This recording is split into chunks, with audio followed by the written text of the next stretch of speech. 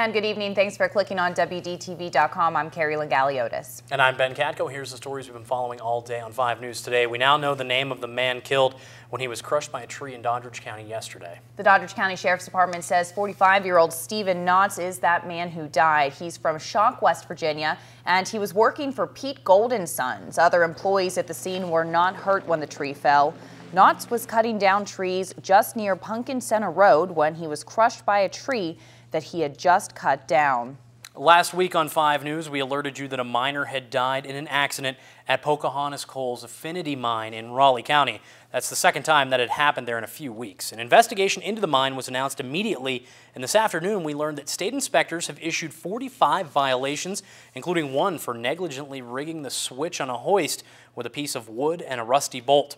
Edward Finney of Bluefield was the first miner to die there this month when he was pinned under a hoist he'd been moving trash into. Hoists are used to move miners and supplies between the surface and underground operations. Investigators discovered that a switch that had just been installed on the service hoist had been improperly installed. The inspector called it a serious violation. That indicated an extremely high degree of negligence. No word from the mine company yet, but they have said before that they are cooperating with investigators.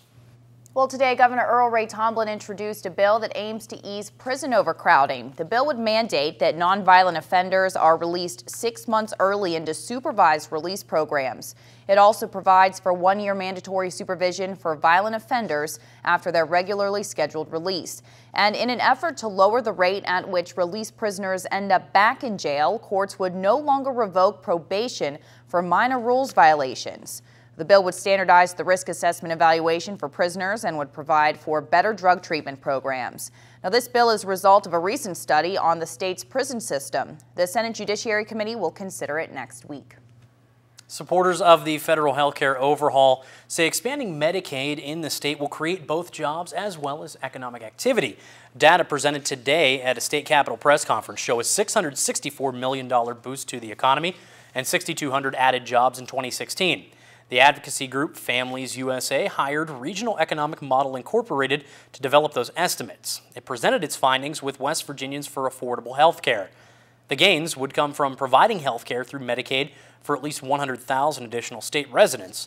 The federal law calls on states to open up their programs. Governor Tomblin is waiting on an accounting analysis before deciding whether the state should expand. Medicaid is already a $3.1 billion program here in the state, and that would put increased pressure on the budget. A $4 million gift is heading to WVU's campus in Morgantown. Officials made that big announcement this afternoon. And that's coming from the folks with the Brick Street Insurance Foundation. Most of it will head to University's College of Business and Economics. The money they're getting will go towards improving the school's entrepreneurship programs, and the rest of that donation is going to the university's Department of Athletics, where it will be used to upgrades for equipment at the Pushkar Center. If these young minds develop what I call the entrepreneurial bug, that's going to stay with them, and they're going to be innovative. They're going to create their own businesses, and as they create their own businesses, they're going to create jobs for the state. By and large, the guts of that building haven't really changed since it opened up in 1980. That's a while ago. So this very generous gift from Brick Street will help us upgrade. Now, this donation was made as part of the WVU Foundation's State of Minds campaign, which has a goal of raising $750 million by December of 2015. All right, let's take a quick peek at what we're working on in the newsroom for Fox 10 at 10 and 5 News at 11 tonight. First up, some technology designed to track medicine purchases has helped police in what they're calling a major drug bust in Lewis County. We'll talk about it. Plus, how will the impending automatic spending cuts affect our state and you? Well, we've got your answers tonight on Fox 10 at 10 and 5 News at 11. And that is what's making news this evening. Of course, be sure to tune in to Fox 10 at 10 with Carrie Galiotis and 5 News at 11 with myself tonight for all the latest news and weather. And until then, have a great night.